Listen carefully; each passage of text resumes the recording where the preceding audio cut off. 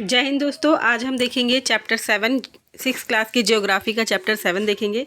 इससे पहले हमने चैप्टर 6 कंप्लीट किया था, पृथ्वी के प्रमुख स्थल रूपों के बारे में हमने पढ़ा था चैप्टर 6 में। और आज हम चैप्टर 7 में हमारे देश भारत के बारे में जानेंगे कि ये ग्लोब पर कहाँ पे स्थित है और इसके खूबियाँ क्या हैं। इसमें इन सब कुछ जितने भी हम भारत के बारे में जान सकते हैं इस चैप्टर में हम समझ लेंगे, जो भी एनसीईआरटी में हमें दिया हुआ है, गिवन है। तो चलिए बिना किसी देरी के चैप्टर को पढ़ना स्टार्ट करते हैं। ये जस्ट एक रीडिंग के हिसाब से आप ले सकते हैं। अगर आप बुक उठाना पसंद नहीं करते तो वीडियो देख करके आप चैप्टर को ऐसे ही समझ सकते हैं। तो चलिए स्टार्ट करते हैं चैप्टर को पढ़ना। तो भारत एक बहुत बड़े भौगोलिक विस्तार वाला देश है। भारत क्या है? बहुत बड़े भौगोलिक विस्तार वाला देश है। उत्तर में ये हिमालय पर्वत के ऊंचे शिखरों से घिरा है। उत्तर में क्या है? उत्तर में हिमालय के ऊंचे शिखर हैं और पश्चिम में अरब सागर। ठीक है, पश्चिम में अरब सागर है। पूर्व में बंगाल की खाड़ी है। पूर्व की तरफ क्या है? बंगाल की खाड़ी। दक्षिण में हिंद महासागर है और भारतीय प्रायद्वीप के तटों पर जो लहराते हैं। ठीक, भारत का जो क्षेत्रफल है 32.8 लाख वर्ग किलोमीटर है। भारत का कुल क्षेत्रफल कितना है? 32.8 लाख वर्ग किलोमीटर। ठीक, उत्तर में कश्मीर से लेकर दक्षिण में कन्याकुमारी तक इसका विस्तार 3200 किलोमीटर है। उत्तर में कश्मीर से लेकर के कन्याकुमारी तक इसका जो विस्तार है वो कितना है? इस तरफ से जाएं तो वो है दक्षिण में कन्याकुमारी तक इसका विस्तार लगभग 3200 किलोमीटर है तथा पूर्व में अरुणाचल प्रदेश से लेकर के कच्छ तक, गुजरात के कच्छ तक इसका विस्तार कितना है? 2900 किलोमीटर। ठीक, यहाँ 3200 है, इधर 2900 किलोमीटर। ऊंचे ऊंचे पर्वत, भारतीय मरुस्थल, उत्तरी मैदान, असमान पठारी सतह है, तटीय भाग हैं एवं द्वीप समूह स्थल रूपों की विभिन्नता को दर्शाते हैं ये सारी चीज़ें। ठीक है, यहाँ की जो जलवायु है और जलवायु वनस्पति वन्य जीवों के साथ साथ भाषा एवं संस्कृति में भी क्या मिलती है? भिन्नता मिलती है। तरह तरह की यहाँ पे जलवायु है। ठीक है, कई वनस्पतियाँ और वन्य जीवों के साथ साथ यहाँ पे संस्कृति में भी कई भिन्नताएँ हैं। इस भिन्नता में भी हम एकता को ही पाते हैं जो हमारी परंपराओं को दिखाती है। यही कारण है कि हम एक राष्ट्र में बंधे हुए हैं। इसी कारण से हम क्या है? एक राष्ट्र में बंधे हुए हैं। वर्ष 2000 से अब तक भारत की जो आबादी है वो 120 करोड़ से अधिक हो चुकी है। ये चीन के बाद विश्व का दूसरा सबसे अधिक जनसंख्या वाला देश है हमारा इंडिया। ठीक, जनसंख्या के हिसाब से तो हम सबसे आगे ही हैं। 2011 की जनगणना के हिसाब से है ये। तो स्थिति अगर देखें हम ग्लोब पर यानी गोले पर, तो भारत की जो स्थिति है उत्तरी गोलार्ध में स्थित है भारत। गोले पे अगर देखेंगे ग्लोब पर तो हम कहाँ पर हैं? उत्तरी गोलार्ध में स्थित है। ठीक, जहाँ पर कर्क रेखा 23 डिग्री 30 मिनट उत्तर में देश के लगभग मध्य भाग से होकर गुजरती है। देश के लगभग मध्य भाग से होकर गुजरती है और चित्र 7.2 में आप देख सकते हैं। ठीक, दक्षिण से उत्तर की ओर की मुख्य जो भूमि का विस्तार है वो 8 डिग्री 4 मिनट उत्तर तथा 37 डिग्री 6 मिनट उत्तर अक्षांशों के बीच में स्थित है। ठीक, इस पश्चिम से लेकर पूर्व तक भारत का जो विस्तार है, पश्चिम से लेकर पूर्व तक भारत का विस्तार 68 डिग्री 7 मिनट पूर्व तथा 97 डिग्री 25 मिनट पूर्व देशांतरों के बीच है। अगर हम विश्व को पूर्वी एवं पश्चिमी गोलार्ध में बांटते हैं तो भारत की जो स्थिति है किस गोलार्ध में होगी आपको बताना है। ठीक, किस गोलार्ध में है भारत? नॉर्थ की तरफ। बहुत बड़े देशांतरी विस्तार लगभग 29 डिग्री के कारण यहाँ के दो छोर पर स्थित स्थानों के स्थानीय समय में बहुत अंतर होता है। हो सकता है इस तरह की दूरी पर स्थित दो स्थानों के बीच का समय का अंतराल भी लगभग 2 घंटे का होगा। जैसा कि आपने पहले पढ़ा है कि प्रत्येक 1 डिग्री देशांतर के लिए स्थानीय समय में 4 मिनट का अंतर होता है। पश्चिम में गुजरात की अपेक्षा पूर्व के अरुणाचल प्रदेश में सूर्योदय लगभग 2 घंटे पहले होता है। कैसे? पश्चिम में जो गुजरात है, इधर इस तरफ ये गुजरात, ठीक, इसकी अपेक्षा क्या होता है? गुजरात की अपेक्षा आपने देखा है कि पश्चिम में जो गुजरात की अपेक्षा पूर्व में जो अरुणाचल प्रदेश है ना, वहाँ पे सूर्योदय लगभग 2 घंटे पहले हो जाता है। यानी कि 2 घंटे पहले सूर्योदय वहाँ पे अरुणाचल प्रदेश में हो चुका होगा, 2 घंटे के बाद कहाँ होगा? गुजरात में होगा। ठीक, आप पहले पढ़ चुके हैं कि 82 डिग्री 30 मिनट पूर्वी देशांतर के स्थानीय समय को भारत का मानक समय क्यों माना गया है? क्यों माना गया है ये आपको पता होना चाहिए कि 82°30' पूर्वी देशांतर के स्थानीय समय को भारत का एक मानक समय माना गया है। इस यामोत्तर को भारत का मानक यामोत्तर भी कहा जाता है। इसी यामोत्तर को क्या बोलते हैं? 82°30' देशांतर के स्थानीय समय को ही मानक यामोत्तर बोलते हैं भारत का। भारत के पड़ोसी देशों की बात करें तो 7 देशों की स्थलीय सीमाएं भारत से टच होती हैं। चित्र 7.1 में आप देख लीजिएगा। ठीक है, भारत और उसके पड़ोसी देशों को। इससे पहले हम एक ब्रैकेट जो ऊपर छूट गया था पहले देख लेते, उसमें क्या था एनसीईआरटी में। क्या आप जानते हैं कि बड़े देश जिनका विस्तार पूर्व से पश्चिम की ओर बहुत अधिक होता है, वहाँ पूरे देश का मानक समय एक नहीं होता। ठीक है, मतलब जो बड़े देश हैं जिनका विस्तार पूर्व से लेकर पश्चिम तक की ओर अधिक होता है, बहुत ज़्यादा होता है, वहाँ पर जो पूरे देश का जो मानक समय है वो एक जैसा एक नहीं होता। संयुक्त राज्य अमेरिका में 7 एवं कनाडा में 6 मानक समय हैं। क्या आपको पता है कि रूस में कितने मानक समय हैं? ये आपको बताना है कमेंट करके। उससे पहले आप देख लेते हैं प्रायद्वीपीय स्थल किसे बोलते हैं। प्रायद्वीप किसे कहेंगे? तो प्रायद्वीप वो है जो स्थल का वह भाग है जो कि 3 तरफ किससे घिरा होगा? जल से घिरा होगा। प्रायद्वीपीय स्थल होगा वो, जैसे कि इंडिया में इंडिया का स्थल, ये 3 तरफ से क्या है? जल से घिरा हुआ, तो ये प्रायद्वीप हो गया। आगे देख लेते हैं। आप पड़ोसी देशों की लोकेशन देख सकते हैं। पाकिस्तान, नेपाल, भूटान, बांग्लादेश, म्यांमार, तिब्बत, चीन और ये नीचे श्रीलंका। नेक्स्ट है, मैं ज़्यादा डिटेल से नहीं जा रही हूँ, आप एनसीईआरटी से सुन सकते हैं और स्थिति आप उसे पता कर सकते हैं मैप में।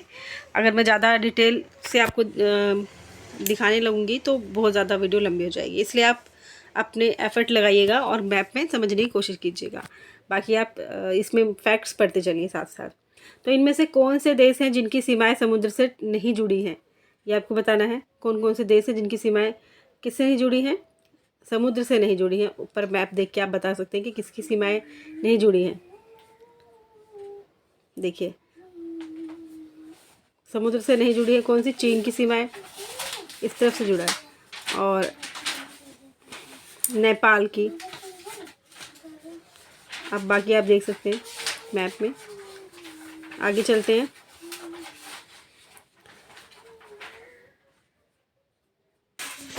दक्षिण में समुद्र में स्थित 2 द्वीप श्रीलंका तथा मालदीव हमारे पड़ोसी हैं। पाक जल संधि भारत को श्रीलंका से अलग करती है। कौन सी जल संधि अलग करती है भारत को श्रीलंका से?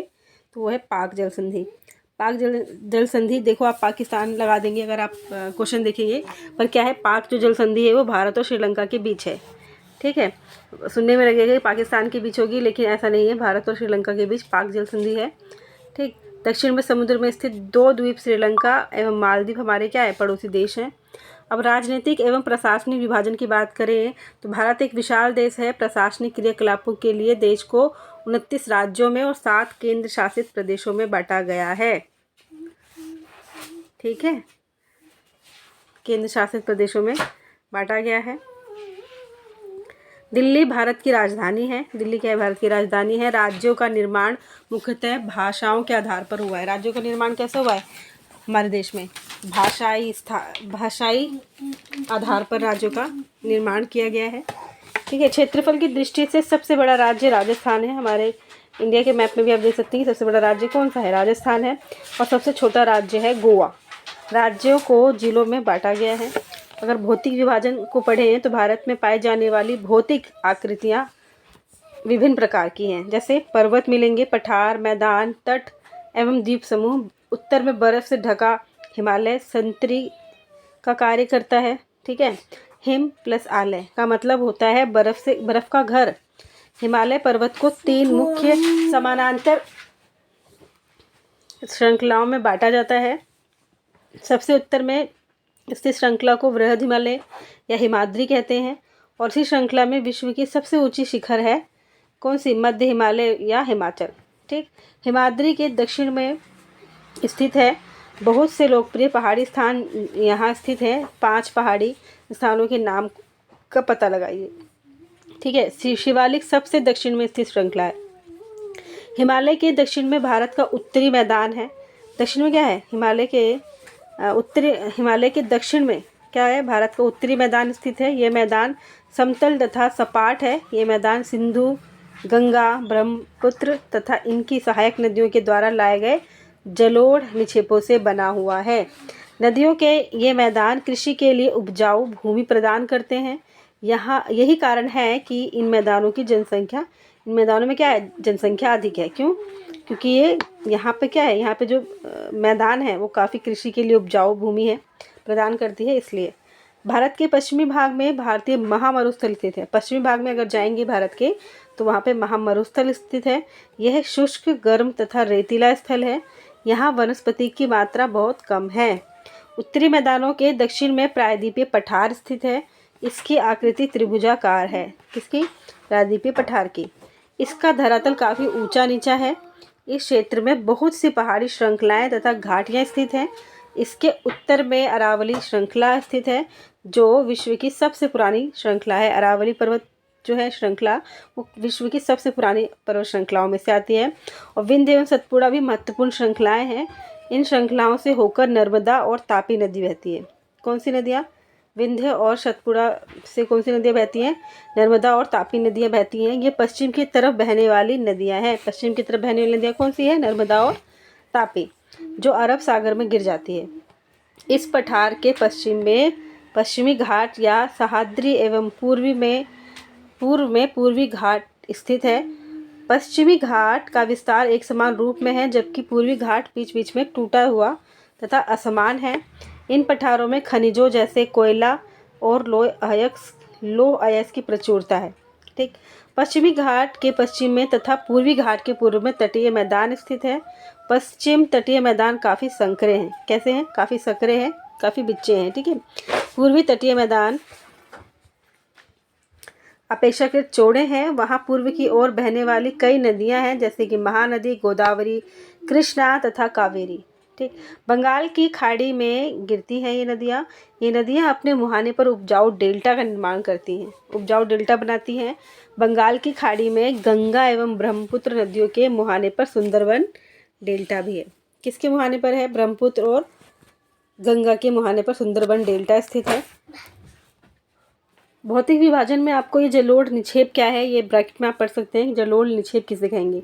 ये नदियों के द्वारा लाई गई बहुत ही महीन मिट्टी होती है जलोढ़ निक्षेप, तथा ये नदी बेसिन में निक्षेपित कर दी जाती है। अगर सहायक नदी के बारे में देखें तो ये एक नदी का सरिता है, जो कि मुख्य नदी में किसी भी तरफ से आकर मिलती है तथा अपने जल को मुख्य नदी में विसर्जित कर देती है। ठीक है। क्या आप जानते हैं कि गंगा एवं ब्रह्मपुत्र नदियाँ विश्व के सबसे बड़े डेल्टा का निर्माण करती हैं, जिसे सुंदरबन डेल्टा कहते हैं। अभी आपने पढ़ा। और कहा जाता है इस डेल्टा की आकृति त्रिभुजाकार है। डेल्टा स्थल का वह भाग है जो नदी के मुहाने पर बनता है। डेल्टा क्या है? स्थल का वैसा वो भाग है जो नदी के मुहाने पर बनता है। ठीक है। तो इस डेल्टा की आकृति त्रिभुजाकार है। डेल्टा का स्थल वह भाग होता है जो नदी के मुहाने पर बनता है, जहाँ नदियाँ समुद्र में प्रवेश करती हैं। उस जगह को नदी का मुहाना कहा जाता है। ठीक है। और आगे है बहुत सी, ये तो ऐसे ही दिया हुआ है, आगे चलते हैं। क्या आप जानते हैं कि प्रवाल छोटे समुद्री जंतुओं के कंकाल होते हैं? प्रवाल क्या होते हैं? छोटे समुद्री जो जंतु होते हैं उनके कंकाल हैं, जिसे पॉलिप कहा जाता है। जब जीवित पॉलिप मरते हैं तब उनका कंकाल बच जाता है। इन पॉलिप का वृद्धि इस ठोस कंकालों के ऊपर होती है, जो बढ़ते बढ़ते काफ़ी ऊंचे होते जाते हैं तथा इस प्रकार प्रवाल द्वीपों का निर्माण करते हैं। 7.4 में प्रवाल द्वीपों को दिखाता है। ये है प्रवाल। ठीक है। ये क्या है? ये समुद्री जंतु हैं जो कि उनके कंकाल हैं जो काफ़ी ठोस हो जाते हैं। आगे चलते हैं। हमने यहाँ तक पढ़ लिया था। अभी कुछ एनसीईआरटी में पिक्स दिए हुए हैं और ये किसी 8th क्लास के बच्चे की फ़ोटो है। आगे देखते हैं, यहाँ पे किसी की ड्राइंग भी है एनसीईआरटी में। और नेक्स्ट है हमारा लास्ट कि भारत में 2 द्वीप समूह हैं। भारत में कितने द्वीप समूह हैं? 2। ठीक है। भी हैं। लक्षद्वीप द्वीप समूह अरब सागर में स्थित है और ये केरल के तट से कुछ दूर स्थित प्रवाल द्वीप है। क्या है ये? प्रवाल द्वीप। अगर प्रवाल द्वीप से बना हुआ देश कौन सा है, मतलब जगह कौन सा है भारत में, द्वीप समूह कौन सा है? वो है लक्षद्वीप द्वीप समूह, जो कि प्रवाल द्वीप है। और अंडमान एवं निकोबार द्वीप समूह भारत से दक्षिण पूर्व की दिशा में बंगाल की खाड़ी में स्थित है। क्या आप जानते हैं कि कौन सा द्वीप समूह वर्ष 2004 में सुनामी से प्रभावित हुआ था? समाचार पत्रों तथा लोगों से बातचीत के जरिए जानकारी प्राप्त कीजिए कि जब सुनामी भारतीय तट से टकराई थी तो किस प्रकार के लोगों ने अलग अलग तरीके से इस चुनौती का सामना किया था। सुनामी की एक विशाल सागरी तरंग है जो समुद्र तल पर भूकंप के कारण उत्पन्न हो जाती है। तो ये हमारा 7 चैप्टर भी आज फिनिश है। तो आज हमारा ये 7 चैप्टर भी फिनिश हो चुका है और अब हम जियोग्राफी भी हमने कंप्लीट कर ली है। एक चैप्टर और बचता है हमारा, शायद वो हम कल देख लेंगे। तो ये चैप्टर आप समरी के तरह, आप अगर बुक नहीं पढ़ना चाहते हैं तो आप इस वीडियो से बुक कवर कर सकते हैं और अपने नोट्स भी प्रिपेयर कर सकते हैं, 1 लाइनर अपना बना सकते हैं। तो इस चैप्टर में इतना ही, मिलते हैं नेक्स्ट चैप्टर में। Thank you so much, bye.